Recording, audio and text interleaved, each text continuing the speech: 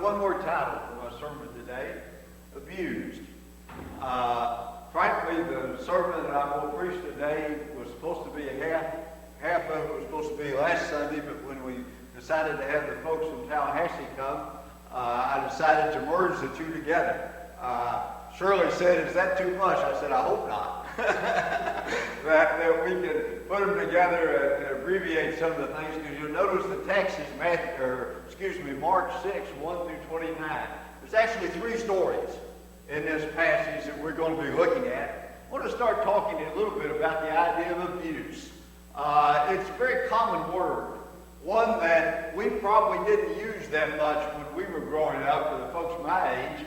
But today you hear about all kinds of abuse. I've got a couple of pictures up there that illustrate child abuse, but we hear about spouse abuse, we talk about drug abuse, we talk about employee abuse, we talk about all types of different kinds of abuses that we deal with. And I suspect that if you looked at it in the right situation, the right circumstance, that probably every one of us could claim that we've been or have been or are being abused in some way or another. It just sort of seems to go that way, that we want to be a victim of some kind or another.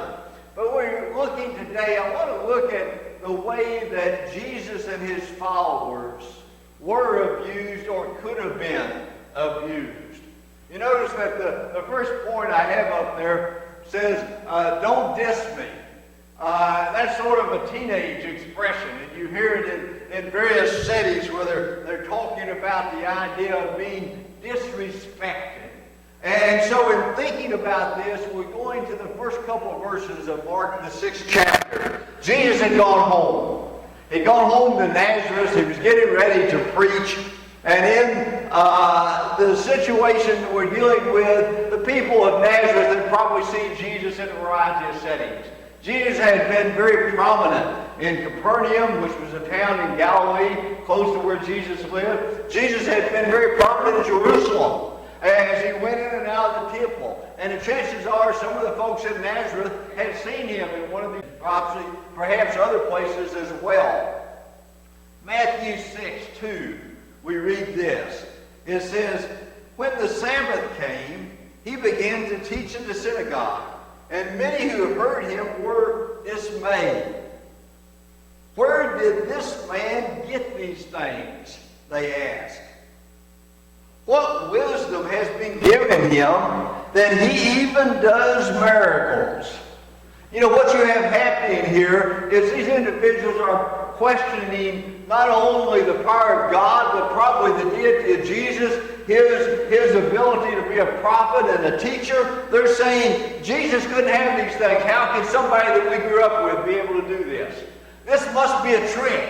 This miracle that he worked must not really be the power of God. It's some kind of trick that he learned. Where did he get this wisdom? Is what they're asking. They're saying, this really couldn't be God working in him. And then in the 3rd verse, it goes on and says, "Isn't this the carpenter? After all, Jesus came and fixed the door of my house at one time. You know, this is the carpenter. Isn't this Mary's son and his brothers James and Joseph and Judah and Simon are here with us? You know, these guys are all here. We know all of them. We know the family. We know the family tree." There are probably some people even back there, and Mark didn't record it, they were saying, you know, isn't Jesus that illegitimate son of Mary? And isn't this that type of background that he had? And then it goes on and he says, "And they took offense at him." They were offended because Jesus was good. They were offended because Jesus worked miracles. They were offended because Jesus was righteous, and obviously, by their comments, they were not. And so they were offended by Jesus. They were displeased with him. They were unhappy with him. You know, you would have thought in our context today that they would have been proud of Jesus. You know, sort of puffing their chest up and say, this prophet that's going around the countryside healing people and doing all kinds of marvelous things, he came from my hometown. We named a couple of athletes that came from Suwannee County and from Live Oak, and we watch them on TV playing football or baseball, and our chest sort of puff out a little bit and say, boy, look at there. Kelly Jennings came from here. You know, look at that. He's playing pro football. You would have thought that would have been the attitude that they had instead of criticizing Jesus. They had a negative attitude. They were rejecting not just Jesus, but they were rejecting the power of God.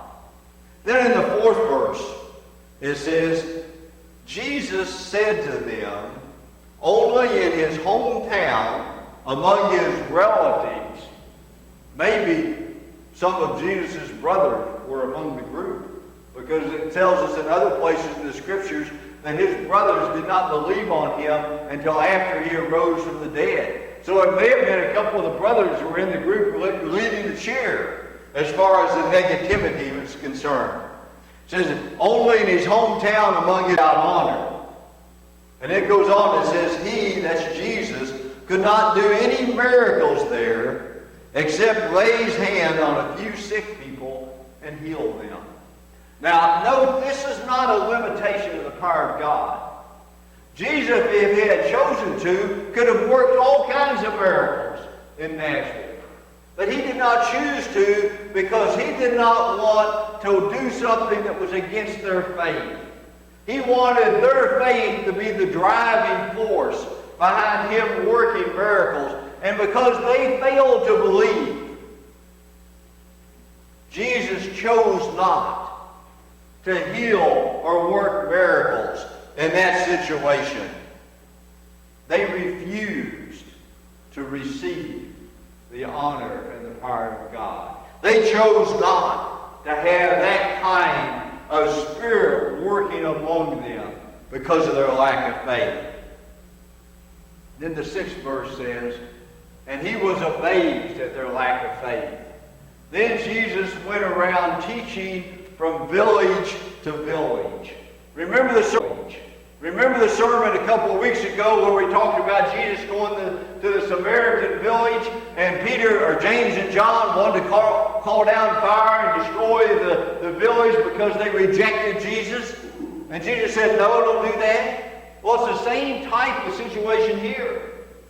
The people at Nazareth said, we don't want to accept you. And Jesus said, I'll go someplace else.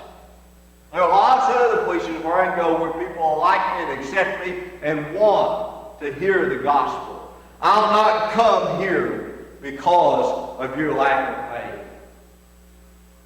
Hometown folks can be hard on you, can't they? Hometown folks can be very critical. That's what we see happening here. Jesus' hometown were not willing to accept him.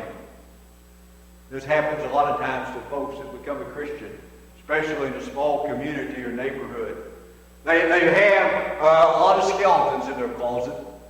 They have things that they've done that they're ashamed of after they become a Christian. And a lot of times, non-Christians and Christians will not let that person change. They'll say, I remember when. And they'll go back to when I was in high school and I'm 45, 50, or 60 years old. Or I remember when he did X, Y, and Z.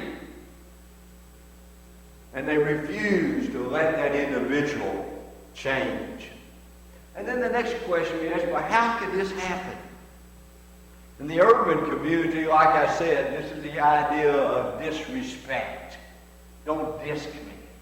Don't cause me to be non-respected in your eyes. These people were disrespecting Jesus. And the world still does that. The world still disrespects Jesus. I've got a list of ways that the world disrespects Jesus. They disrespect his name. Think about the profanity that people use in using Jesus' name. Abusing it over and over again. Almost a part of their language. They don't even think anything about it. They disrespect his message. The message of love. And the world looks at that and jokes about the love of God.